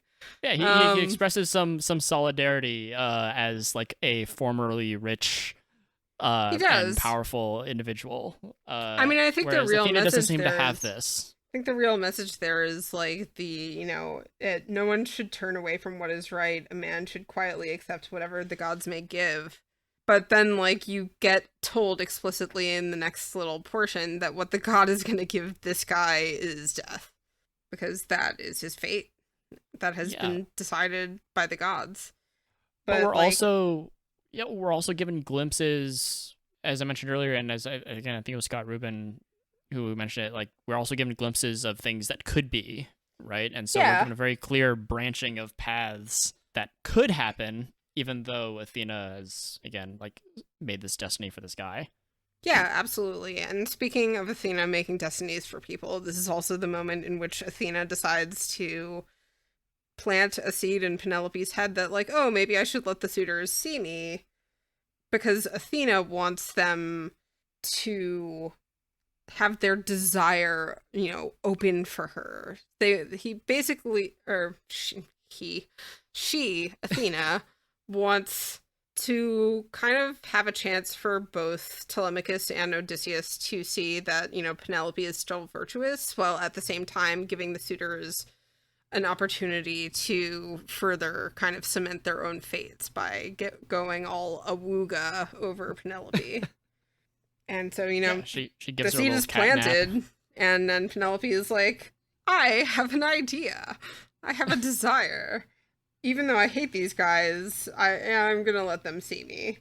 And she says this to her, I guess, her slave, Eurynome, and who basically has the reaction of, like, you're gonna go out there looking like that? And Penelope is just like, yeah, I don't care. The point of this is not, like, for me to be looking my best. The point is that, you know, my husband is gone. And I'm woeful about it. But I have to go out there. Yeah, and she says twice in this book that the gods destroyed her beauty the day her husband left in hollow ships. She says it here to Eurynome, and she says it another time. I can't remember who it's to. If it's to Telemachus or if it's to one of the suitors or something like that. I do not recall. Yeah, but Athena makes her hot. Athena makes her super hot. Like, she makes her super, like, okay, so, like, one of the things that Eurynome says is, like, oh, your face is all, like, blotchy and splotchy. You're gonna go out there looking like that. Athena makes her face look gorgeous. She makes her taller. She makes her shapelier. Like, she just absolutely glows up Penelope. She fine. She's looking fine. Yeah, and she takes a little nap, and she wakes up, and, like, this is one of those sorts of things where this is reminiscent of, like, those scenes where, like, this usually happens, I guess, in, like, Disney princess movies, but, you know, like, they get made up, and yeah, this is the Cinderella, you know, getting her dress transformed well, sort into of a pretty gown, but she doesn't have, like, the attitude that comes out with that. No, she's still all mopey. I got a great nap. If only Artemis would kill me instead, you know? Right. This woman is seriously depressed. But so this would be something that we would, at least from a modern perspective, we would expect to be sort of like an uplifting scene. Like we'd expect the music to swell, and for her to, like, get up and looks in the mirror. Oh my god, and amazing! This is the part where, like, animals start singing. Exactly. And yeah, you know, birds are chirping joyfully, and like, this is where she sings with the birds in the window. Songs, exactly. But not so. Not so. Although it does, you know, we still do get a little bit of that music swelling as she kind of makes her entrance. And as I said before, like, you know, all of these suitors go full awooga and, you know, are looking at her like she's, you know, like a hungry person looks at, like, a rotisserie chicken in the window, you know, dripping with chickeny juices, and they are struck weak at the knees by the very appearance of her. Yeah, and this is the part where, because she says she wants to go out and give her son Telemachus some advice, and this is where I've mentioned that Telemachus is better with his behavior. This is where, like, Penelope, she tells him, what does she tell him? She tells him she's not. She opens with Telemachus, "You're not thinking straight," and she's rebuking him for Oh yeah, sorry. This is calling back to when she heard that the stranger Odysseus was abused, Yeah. and she's like, "What are you thinking? Why are you letting him do this?" And I think pre Odyssey Telemachus, because Telemachus had his own little Odyssey, would have like snapped at her and told her to go back to her room, or asked her why she's out here showing herself to these suitors. But he responds pretty well, pretty or what seems pretty well anyway. Yeah, it kind of like says for all intents and purposes, like, yeah, I know I'm a man now, but these suitors have continuously, abused and distracted me, but it's all okay because old man Odysseus kicked ass anyways. I mean, he does this very calculatedly because he's still trying to not give up the game, right? And he's still trying to keep the plan intact. Yeah, and his response to her, where he answers for allowing this sort of thing to happen in their house, I think he summons up some of his old, more hopeless self, where again, like, the house is in disarray. Like, even though I know right from wrong, I can't do right or wrong. In a way, he's making an apology, for like who he was, Yeah, I think so. beforehand, where he's like, yeah, I felt this way, because this house was in such shambles. Even though I knew right from wrong, I couldn't observe it. But now I'm better. Now I'm better. He says he's no longer a child. But I'm a the big problem boy remains. now. The problem remains that The problem does remain. everything is gone to shambles, but not really, because like he allowed the stranger Odysseus to get beat up because Odysseus told him to let it happen.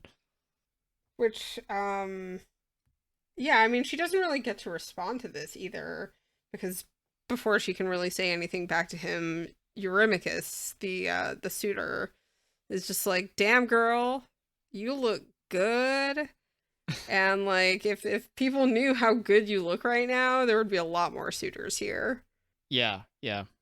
And she kind of gets to go on her very kind of depressed line again about, well, actually, the gods took away all of my looks and my beauty before, or the day that Odysseus left. And Yeah, this is where she repeats that line. This is it seems like Penelope so we don't actually know. We don't actually know if Penelope is being sly, or in what way she's being sly. So in this passage, this is line 250, where she responds to Telemachus, and in some ways to Eurymachus. Actually, no, I guess she's responding to Eurymachus, although this is, I guess, for Telemachus as well. She says that when her husband left, if I'm not home and our son is grown, then you should remarry and leave the house. And she says, these were my husband's words. And she laments that she is not being given gifts, as opposed to the other way around, which is what's happening here, where she's like giving of the house to these suitors. And yeah, following that, Odysseus is listed as happy that she was secretly procuring presents, charming them with pretty words while her mind moved elsewhere. Notably, we're not given this from Penelope's point of view. We're given this from Odysseus's point of view. Odysseus' point, yeah. Now, Odysseus, absolutely. I mean, so we know, sort of, that Penelope has remained steadfast from the gods themselves. So, I don't know if those words extend beyond just the present, like when we heard them, but there's a world where she's procuring gifts, but she's also expressing that the time for her to marry has come. She's dangling the carrot out in front of them. Well, she's not really dangling it anymore.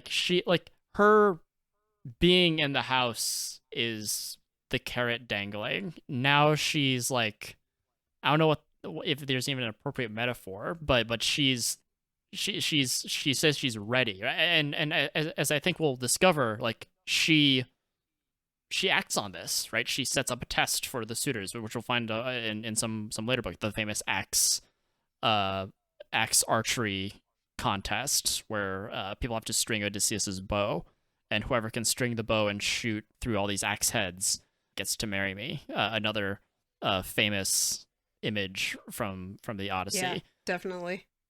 And so, like, on one hand, Odysseus thinks she's lying for the gifts, but it's also possible that she's lying so that she can, I guess, finally step out and like move on with her life. Could be. But It's also, hard to tell. I mean, I think it's important to remember that going into this, like, this is all a seed that has been planted into her mind to do this from Athena. So I True. would not be surprised if this is kind of part of that. I'm not sure that there's anything that I can say that I can actually make a claim that, like, Athena has given her this part of the idea. But I think the whole plan to, have her go out and see the suitors, this is planted into her mind by Athena. But we actually don't have any part where she gets this info from Athena, or what, like No, that's what I'm saying. I don't have any reason to, like, completely claim that this specifically is planted in her head by Athena. But I do think it is important that Athena prompts this process and has her go out to see the suitors. Yeah, I guess. And as you said, like what she prompts Athena to go out and let the suitors see her, and that's the extent of it. She prompts Penelope. But that's kind of the end of it, right? Yeah, but what makes me think that a little bit, at least, is the wording of that phrase. And again, I don't know how this could vary from translation to translation, but in this one, it's Athena with her gray eyes glinting gave thoughtful Penelope a new idea to let the suitors see her, so desire would open up inside them like a sail, and so her son and husband would respect her. Yeah. And I think this is the part of that, her son and husband respecting her. Again, I'm not sure that I have any, like, solid evidence to say that this part of it is that part would due be to that prompting, but well, so Athena knows that Odysseus certainly is works. there, but I don't think Penelope knows that they're there, that he's there by extension. No, for sure. And I think this is probably mostly, like, she knows Telemachus is there, though. Yeah, of course. Yeah.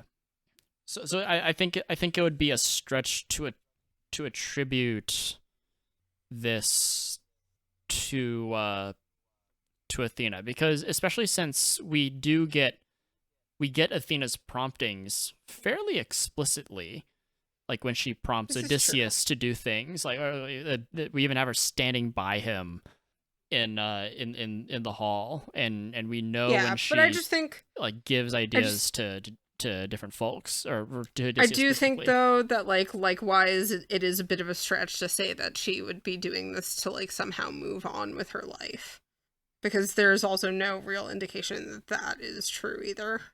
Yeah, well, it's coming from somewhere. Whether this is in an effort to gain riches for the house, to keep them afloat for a while longer, if this is just a sort of vengeful outburst is not the correct way of putting it, a vengeful move, or a retributive move, or a sort of like, I want some compensation for all the stuff you've been doing, and I'll build it on this lie that, or it seems like a lie anyway, that Odysseus had said to get remarried, and so I want, or like, you should be giving me the gifts, not the other way around. Or if it's sort of a, like, I've been holding off on this long enough, I should try to, I should at least test the waters and see how this, because we do know that, like, at least one of the suitors is, like, all right. Perhaps there are more. I don't know. This is also, cashing in on what I've been repeating for the last few episodes, where Penelope is such a black box. Yeah, like, there really is no way of knowing. We don't really know. Which is, I think, why I'm maybe pushing back on the idea a little that, like, this is potentially her moving on with her life, because there's no way to know because we don't get that much insight.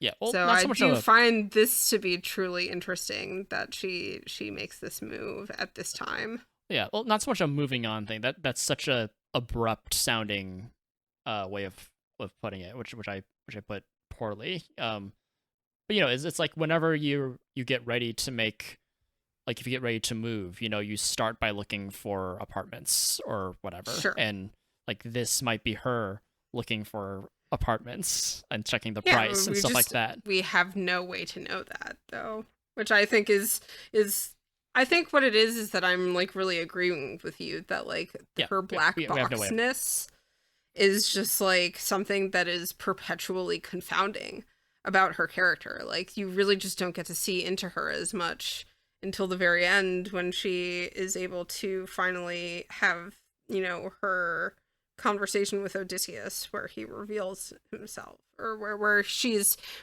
testing him to see if it really is him. And I think in that scene we get to find out a lot more about both of them.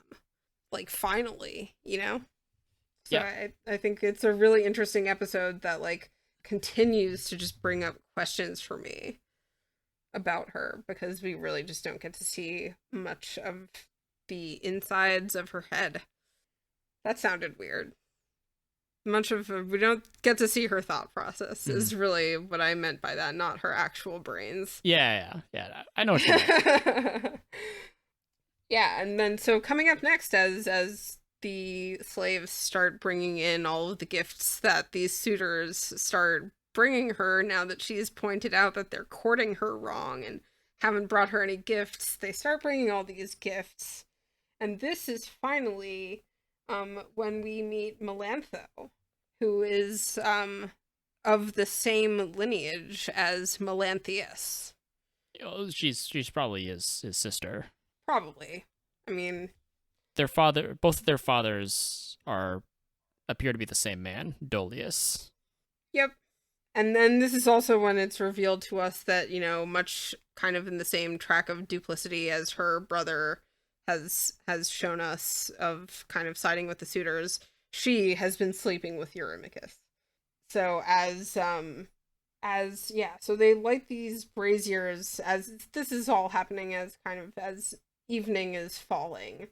So they light these braziers and so they can see all the wonderful festivities. There's dancing, there's music, gifts galore. And it's Odysseus who says this, right? It says the king himself had all his wits about him and said, and I'm assuming that refers to Odysseus. Yes. Who, is still old man Odysseus. I always wondered why it calls him the king there. But I think it's kind of just a way of pointing out that, well, also, this is his house, this is his palace, this is his kingdom. A few lines earlier, the text refers to Penelope as the queen. The queen went upstairs to her room. Line. The king himself had all his wits about him and said, so perhaps the text is starting to draw them closer together. To put them back in their rightful place, at least in terms of the language of describing them. Yeah, they're taking action. Penelope has taken a positive action for the first time in at least what we've seen, I think. She spent a lot of her time basically not doing anything. Everything is sort of happening to her, and now she has happened to the suitors. Odysseus is very much in the same boat. He's happened to them and is going to happen to them again in a big way. Yep, sure is. Taking some control over their house. Yeah, and then what he basically says to these slave girls is like, hey, why aren't you with the queen comforting her? Not knowing that Melantho has been banging Eurymachus. And I love how you still haven't silenced your phone. I make no apologies. Fair. Very fair. Hey, at least if you're gonna do it, I should own silence it, but I have not. Alas. But yeah, so like he's basically saying, why aren't you with her comforting her? And Melantho, who could not care less because she's banging one of the suitors, says a lot of similar things that her brother said, you know, like what are you all about, crazy old stranger guy? Why are you saying stupid things? Why which has your defeat of Irus made you crazy? How would that make someone crazy? He's the one who whooped his ass. But she basically implies, you know, like, shut up or you're gonna get kicked out of this house and by getting your ass beaten. And when a kind of funny, like, flipping of power dynamics here, Odysseus is like, I'm gonna tell Telemachus and he's gonna rip you limb from limb, which is kind of hilarious because, like, master of the house telling, you know, telling on this slave girl to his own son, which obviously she has no way of knowing. But, you know, upon telling them this, they are afraid, as well they should be, because they, you know, think he's telling the truth, that if he goes and tells Telemachus what, you know, she just said to him, that they're gonna be torn limb from limb, or sliced limb from limb. And then Athena takes this moment to make things even more painful for Odysseus, by having the suitors taunt him a second time. Yeah, it reads, Athena wanted pain to sink down deep inside Odysseus, in like line 345 or something like that. Also, I mean, I had to know. I took a little peek inside the Fagel's translation, and sure enough, Odysseus just straight up calls her a bitch. And yeah, I'm not surprised by that. In the Emily Wilson translation, he says, "You little dog, I will soon go and tell Telemachus what you have said so he can slice you limb from limb." This is probably a kinder translation than, you know, Fagel's, yes. who I assume says, "You little bitch." Yes. I'll go straight to the prince with your foul talk. The prince will chop you to pieces here and now. Yeah, exactly. Translations can vary a lot, and we've seen this over and over. And I know Emily Wilson in the introduction kind of talked about why she made some of the choices that she made. Yeah. I mean, and this has to be one of those places where, you know, there was a word and you can decide to make it a little bit more juicy and spicy. I mean, or you I love spicy things. I understand both. Things. I'm down with both translations. I understand the purpose behind each. I think there's validity to both of them, certainly. And yeah, so like the suitors continue making fun. They make fun of him for being bald. That's rude. But this is really, I mean, like, the purpose of this, I think, for me, is pretty obvious. To just keep juicing Odysseus up with anger so that he can go fully ham when the time comes. There's that. The other side of this is that Odysseus is, as mentioned before, it seems like he's somewhat ready to exercise some discretion when it comes to the fate of these suitors. Athena clearly doesn't want that. You know, we read in an earlier book, I think it was like 16 or 17 or something like that, or 14, where she was like, "I'm itching for a fight," you know? Yeah, Athena is ready to go. Yeah, she's not... And she's bringing Odysseus around to that. You know, he is still kind of trying to weigh the options and see if there's anyone who is kind of worthy enough to potentially get away from this. And Athena is just like, let them all die. Yeah, although, like, yeah, that we have some insults from Eurymachus, mostly.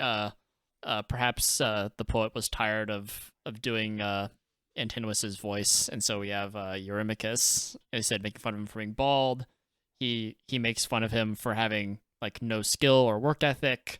And Odysseus, he says, "Yeah, I have quite the work ethic. You know, I'm very good at. I could beat anyone in a working contest, including you," which is kind of weird. I'm good with a scythe. Yeah, I can plow fields. I can make war. And sure, he can plow. And he makes the he invokes his own name if Odysseus appeared, the doors, which is great, which are quite wide, would I really I'm remembering this. I'm reading this. He says at the end of his little rebuttal. But if Odysseus appeared, the doors, which are quite wide, would start to seem too narrow as you are struggling to get away, which is like such a vivid and intense threat. I really like it. It's such I love it, and it's kind of like that ultimate warning to Eurymachus that like you would think would kind of invoke the same reaction that Amphinomus had when he kind of warns him, you know, you have to turn to what's right, and there's danger at hand. Amphinomus has that reaction, and Eurymachus calls Odysseus a nasty hobo. So clearly he, you know, and again, it's a little bit more of an overt threat and a hostile, you know, use of language. But and Eurymachus says, "You nasty hobo, I will make you pay for showing off in front of all of us. You should be scared." We have and then he footstool. hurls another footstool. These people love throwing footstools. It really amuses me. They're nearby. They're big but throwable. Odysseus hides behind Amphinomus. And this knocks over the wine jug, which falls and clatters on the ground. This offended me deeply. Well, it hit the hand of the kid who was of the slave serving boy the who wine. who was serving it. But the wine jug, Wriste. He disturbed the wine. Yeah. I think I'll keep that in the podcast. You know, like I'll do some light editing. Think you should. But you know, no. The phone making an appearance. And yeah, we're given one more bit of sense from Amphinomus, who has been regularly characterized as, I think good is a strong word, but sensible. And he shows it here.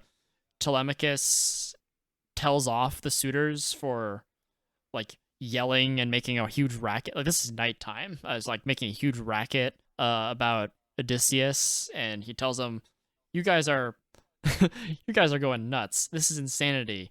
Perhaps you dined too well, or else some god is stirring you. Now you have finished dinner. Go home and sleep. Whenever you're ready, I will not force you out." Which is a very like passive aggressive kind of approach to things, as opposed to his like more direct, whiny sounding sort of approach to things. And again, you know, Telemachus has the end game in mind and knows that he kind of needs to not do anything too rash right now. So I think this is partially, at least, why you can see a little bit of a muted reaction to this, whereas I think we might expect him to go a little bit more nuts over this. Yeah, I think this is genuine. This is a genuine way of speaking to these folks in a way that they'll get the message without opening himself up to ridicule from them, which they've clearly been fine with doing before, which they're not doing now. You know, the following line says, you know, they bit their lips, surprised at the self-confidence he showed. And Amphinomus, you know, he says, "Hey, we should heed his words. This is a fair rebuke. Stop messing with this stranger or the slaves. Just let Telemachus take care of him. It's his house after all." Yeah, and you're like, "Yeah, we should go home." And that's like a fair way of doing things. Like it seems anyway like a well put statement. I can see why Penelope likes the way he speaks. And why Odysseus probably likes the way he speaks. Certainly more than all the other suitors. And this is basically where this book ends and where this leaves us, as we kind of get deeper and deeper into the crescendo of this climax, this, you know, this ultimate act that will like really, you know, retribution, seal the vengeance of Odysseus and Telemachus against these people who are ruining his household. So any other final thoughts from you? Nothing. I think I've gotten to cover pretty much everything I wanted to talk about. Yeah, I think we definitely covered a lot. Yeah, I'm excited. Again, we have So, and honestly, where this leaves me right now is like really, really excited to see what Dr. Dan has to say about this, because This is kind of where we're going next. This is where book 18 leaves us. And I'm excited for what is to come next. But I think until then, I will lead us out into Dr. Daniel's tag. As usual, listen to it. You must listen to it. He is fantastic. And as always, we appreciate him incredibly for doing these for us. And we will see you all soon.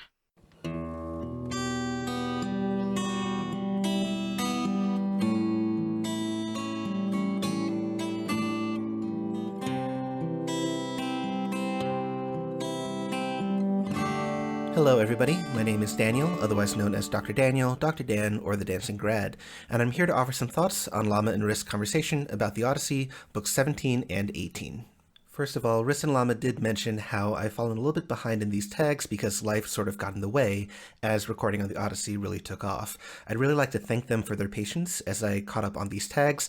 I've been having a really fun time doing them because I really love teaching about this stuff, but also learning about this stuff as well, as you'll hear later on in this tag. So with that in mind, a few notes about what was discussed in books 17 and 18. First off, Wriste and Llama pointed out that there's clearly something going on etymologically with the names Melantheos and Melantho, clearly etymologically related, but exactly how? Both names derive from a common stem, the adjective melas, melina, melan, which means dark or black. The concept of darkness in the ancient world held similar connotations as it does in the modern world, namely with evilness or bad intentions. So perhaps it's unsurprising to have the characters Melantheos and Melantho, who belittle and attack Odysseus, have names that give off that idea. Next, Telemachus orders Odysseus, or Old Man Odysseus as Llama calls him, through Eumaeus to beg the suitors for food. Our hosts noted how the instruction, as it went from Telemachus to Eumaeus, undergoes a very subtle change. It's almost formulaic, but certain words change from Telemachus' telling to Eumaeus' telling. Each speech, the one by Telemachus and the one by Eumaeus, in the ancient Greek, each takes up 3 lines, and the changes from one to the next can be explained away by the shift from direct address or direct command to reporting that direct command or that address. Eumaeus is indirectly reporting the words of Telemachus, so third-person addresses like order him to do such and such become Telemachus orders you in the second person to do such and such. However, one change from Telemachus' speech to Eumaeus' speech is really interesting and really telling.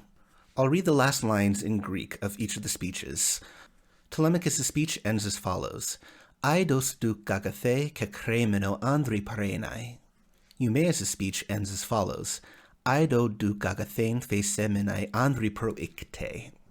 What Telemachus literally says here is that shame is not good at standing by a man who is in need, and the adjective here is the participle kekremeno, to be in need.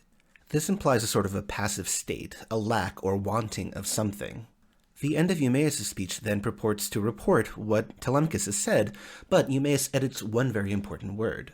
The translation of Eumaeus' line is, quote, he, Telemachus, says that shame is not good for a man who is a proicte, who begs, who asks for things. So the shift from kekremeno, to be in need, to proicte, to be looking for something, to be a beggar in search of a handout, indicates the way in which Eumaeus views the beggarly Odysseus. I think I mentioned before that it's often in the slight differences between formulas that we can see what's the operative word to take away, the important idea to get from the repetition of this idea. The fact that these two speeches come so close upon one another, however, gives us an even better opportunity to compare and see what's different. Next, there was a funny and a little bit confusing vignette towards the end of book 17, when Penelope took her son Telemachus' sneeze as a good sign. I admit to being as confused and as flummoxed as Llama and Wriste were by this seemingly out-of-nowhere detail, to the point that I had to do some research myself. As it turns out, NPR to the rescue. Back in 2006, there was an interview on NPR with the Professor Emerita of Classics at Princeton University, Elaine Fantham. And if you want to look it up on Google, the interview is called Ancient Sneezing, A Gift from the Gods. In this interview, Professor Fantham was asked by the interviewer, Linda Wertheimer, Why was sneezing a good omen? And Professor Fenton replies, quote, because it was seen as something humans couldn't engineer. It was spontaneous. It came over them. It was out of their control. Wertheimer replies, so a gift from the gods, a sneeze perhaps. And Professor Fenton replies, yes, and in fact most of the sneeze stories mention the gods pretty quickly, because of course omens were sent by the gods, end quote. In fact, later on in the interview, Professor Phantom explicitly references this episode in the Odyssey. She says, quote, in the earliest story about sneezing, it is again a human who sneezes, and it's actually rather a nice story. You know how patiently Penelope waited for Odysseus to return, and he comes back disguised as a beggar. And Penelope doesn't know this, and she is telling the trusty swineherd how Odysseus will really take revenge on the suitors if and when he returns. And at that moment, her son Telemachus, who isn't in the conversation, has a big sneeze. And this makes Penelope laugh. She's so happy because the sneeze means that Odysseus will return. So that's a human sneeze. Though we might take exception to the idea that humans can control sneezing, i.e. maybe there's pollen or dust or something like that, Professor Phantom also mentions how very few, if any, stories in the ancient world make a reference to dust or pollen aggravating allergies or causing sneezes. So there you have it, sneezing as a good omen from the gods. Next, I wanted to comment on the name Irus and the different interpretations of that name by our two hosts. Llama initially interpreted the name as being related to the word ire, for anger. Wriste, however, interpreted the name as being related to the name Irus, as in the messenger goddess, because Irus, the character in Book 18, is messenger. This is the interpretation that's supported by the dictionary for the name Irus, which reads as follows, quote, Irus, a name given by the suitors to the Ithacan beggar Arneus because he carried messages. Cross-reference the name Iris, for the goddess, Odyssey, Book 18. The word iris in ancient Greek also comes to mean something like rainbow as well. The English word ire, on the other hand, derives from the Latin ira, which means anger, and that word ira seems to be etymologically related to other sorts of anger or pain words. For example, it seems to be etymologically related to the Greek word eris, which means discord or strife. Finally, I wanted to comment on a tension between Emily Wilson's translation of a word and Robert Fagel's translation of a word, namely the difference between you little dog in Emily Wilson's translation versus you little bitch in Robert Fagel's translation. Both derive from the ancient Greek term kuon, which means dog. So while obviously you little dog and you little bitch are both perfectly fine translations for that term, I think that Fagel's is actually closer to the vitriol and the anger and the connotation with which that word is used in Book 18. This isn't the first time that we've seen dog used as a pejorative term, however. Helen actually uses the term dog-faced to refer to herself earlier on in the Odyssey. And even all the way back in the Iliad, as early as Book 1, we have Achilles using dog as a pejorative term against Agamemnon. He calls him kunopa, or dog-face, and he also says at a different point that Agamemnon kunos omat echon. He has the eyes of a dog. There's actually a great post about this on the blog that's run by Dr. Joel Christensen, who's been a guest on this very podcast. Curated by Dr. Christensen and Eric Robinson, the blog Sententiae Antiquae, or Ancient Thoughts, collects quotes from the ancient world, translated from the ancient Greek or the ancient Latin, and also collects essays about the ancient world as well. One such post from 2018 is entitled, Apropos of Nothing, Achilles Calls the Commander-in-Chief a Dogface. So feel free to Google that blog post and the blog more generally, because in that post, they collect these passages that talk about using the term dog as a pejorative, but also the implications of that, especially the misogynistic implications of that term. Alright, that's about all I have, so with that, I'm going to toss it back to Llama and Wriste.